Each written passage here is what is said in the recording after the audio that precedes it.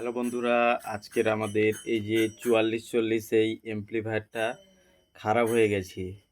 এই এমপ্লিফায়ার নিয়ে আমি আগেও অনেক ভিডিও দিয়েছিলাম, আপনারা অনেক সাপোর্ট করেছিলেন। কিন্তু এই এমপ্লিফায়ারটা খারাপ হয়ে গেছে। এটির কি খারাপ হয়ে গেছে আজকে আপনাদেরকে দেখাবো, এবং কি করলে এই এমপ্লিফায়ারটা আবার ঠিক হতে পারে। আপনাদের অনেকের এরকম এমপ্লিফায়ার খারাপ হয়ে যায়, বেশি দিন না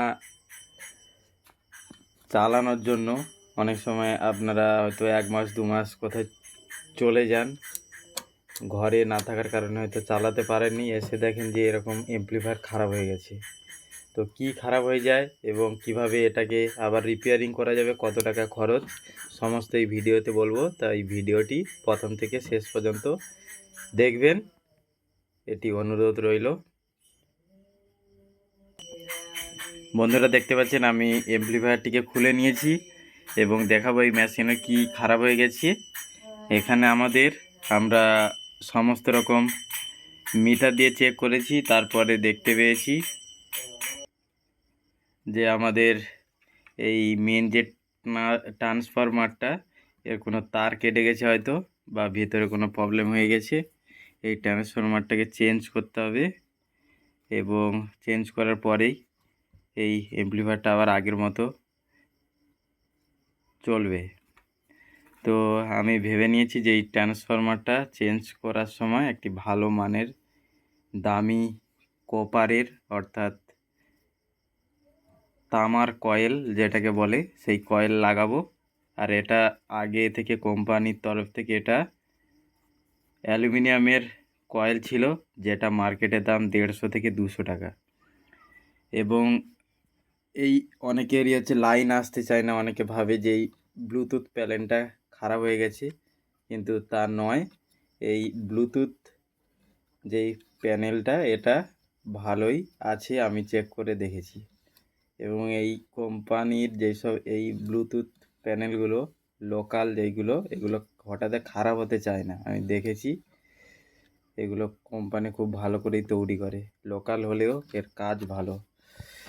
তো এরপরে দেখে নেব এই যে 4440 যে বোর্ডটা আছে, অনেকেই ভাবে যে এই বোর্ড খারাপ হয়ে যায়। এই বোর্ড, একটা কথা বলে রাখি যে অনেকেই এই 4440 অ্যাম্প্লিফায়ার কিনে বলে যে সাউন্ড কোয়ালিটি ভালো হচ্ছে না। তো তাদেরকে বলবো, তোমরা এই বোর্ডটা আর এই ভিতরে যে ট্রান্সফরমারটা যদি চেঞ্জ করো, তাহলে খুব ভালো বাজবে। খুব যদি দামি কোম্পানির যদি ব্যবহার করতে পারো, খুব ভালো বাজতে পারে। আপনার স্পিকারটা খুব ভালো সাউন্ড কোয়ালিটি পাবেন। অনেক সময় এই এমপ্লিফায়ারে শর্ট সার্কিট হয়ে যায়, এর কারণে একটি আওয়াজ হয় ব ব করে। তো অনেকেরই ভালো লাগে না যে এমপ্লিফায়ারটা খারাপ। তো তাদেরকে বলবো, আপনারা এমপ্লিফায়ারটা ভিতরে খুলে দেখে নেবেন যে ভিতরে কোনো লাইনের কোনো আর্থিং হয়ে আছে কি না। এই কারণেই